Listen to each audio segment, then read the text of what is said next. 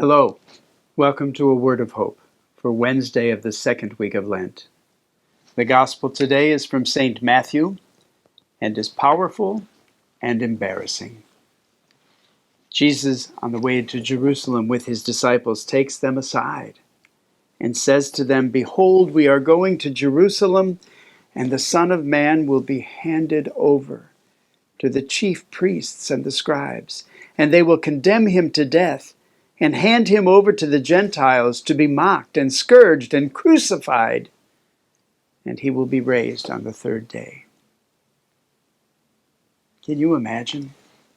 Can you imagine what it must have been like for Jesus to have to share that in his own self-knowledge and tell his closest companions what he was going to have to endure? And then the rest of the gospel, in response to that incredible news, is the mother of Zebedee's sons, James and John, going to Jesus and saying, "Promise me something." And he says, "What?" And she says that they will sit at your right and your left when you enter your kingdom. And then all the other disciples get jealous and angry. I'm stunned by that. I'm embarrassed to read in the gospel that after he poured his heart out to them about what was waiting for him, that they wouldn't think of anything else to ask but their own comfort and their own well-being and their own place of honor and prestige in his kingdom.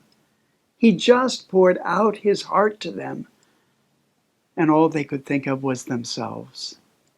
Now, friends, you and I are in a similar situation today in this diabolical war that's going on and the aggression of Russia over Ukraine. People are being displaced by the millions. Families are being torn apart. People are losing everything in their lives. And you and I have the opportunity to not be like the disciples in the gospel and complain about our own discomforts when we watch what is happening in Ukraine every night on the news. We need to keep everything in perspective. We need to keep our woes in perspective. We need to keep our disappointments in perspective. I don't believe there is hardly anything that you and I can complain about compared to what I see in Ukraine.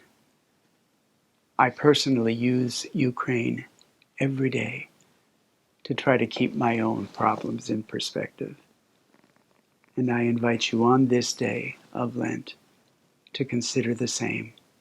Let us not complain one bit when we see every day what our sisters and brothers in Ukraine are suffering. God bless you.